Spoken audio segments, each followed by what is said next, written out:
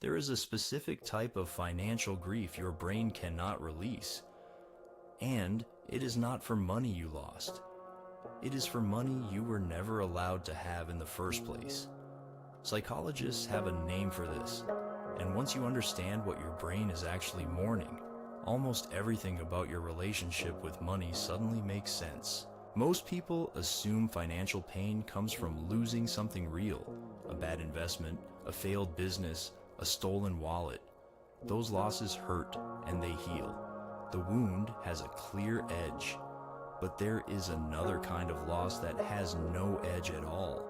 It is the loss of a life you were statistically supposed to live, and it was taken before you were old enough to even know it existed.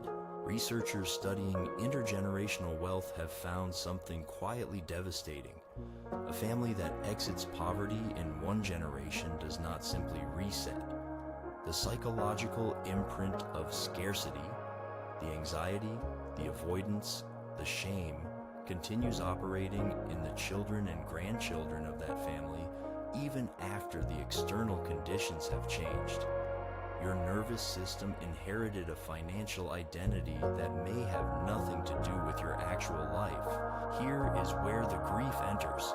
When you grow up watching financial security exist just beyond reach, always close, always conditional, always earned but never fully kept, your developing brain maps out a version of the future that includes stability, comfort, and ease.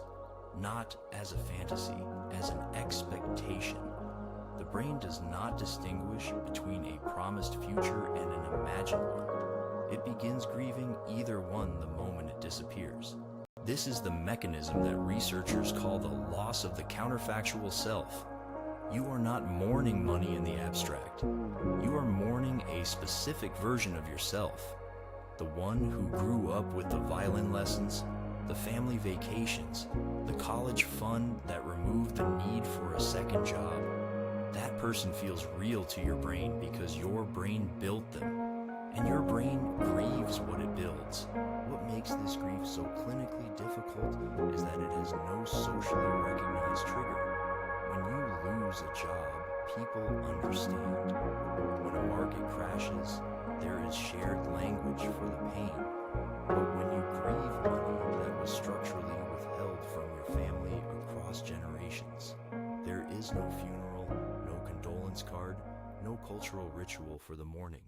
Society offers you nothing, so the grief goes underground, where it becomes something else entirely. Underground grief does not stay quiet. It resurfaces as behavior. Compulsive spending that feels temporarily soothing. Paralysis when it comes to investing or saving, because safety feels like a lie your nervous system refuses to believe. Self-sabotage at the exact moment financial stability arrives, because your brain interprets that stability as foreign territory, a place you were taught implicitly did not belong to you. One of the most common patterns therapists observe is what they call proximity anxiety. The closer a person gets to financial security, the more intolerable the anxiety becomes. Not because security is threatening in the obvious sense, but because approaching it forces the nervous system to confront, for the first time, everything that was denied. The grief can only be felt once the goal is close enough to touch. And so the brain retreats, every time. There is also a loyalty dimension that almost no one talks about.